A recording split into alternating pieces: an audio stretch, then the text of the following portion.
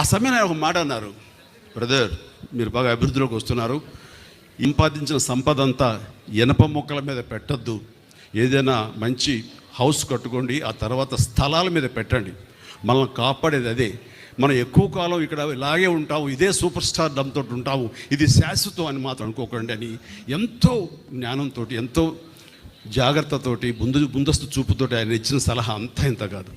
అప్పటిదాకా మంచి కారు కొనుక్కుందామా, ఇందాక మన కృష్ణదేవరాయ చెప్పినట్లుగా అప్పట్లో టయోటా సెరా అని చెప్పేసి తలుపులు పైకి తెరుచుకుంటాయి వింగ్ టాప్ లాగా, అది చాలా ఫ్యాన్సీ. అలాంటి కార్లు కొనుక్కుందామా, టయోటా కార్లు కొనుక్కుందామని ఇలా ఉంటే అనుకుని నేను ఇంకా అది ఆపేసి అక్కడక్కడ స్థలాలు కొనడం మొదలుపెట్టాను. ఈ రోజున నా రెమ్యునరేషన్ కంటే కూడా ఆ స్థలాలే నన్ను నా ఫ్యామిలీని కాపాడుతున్నాయి. అలాంటి గొప్ప సలహాలు ఇచ్చినటువంటి మహానుభావులు దూరదృష్టితో. ఇక నాగేశ్వరరావు గారితో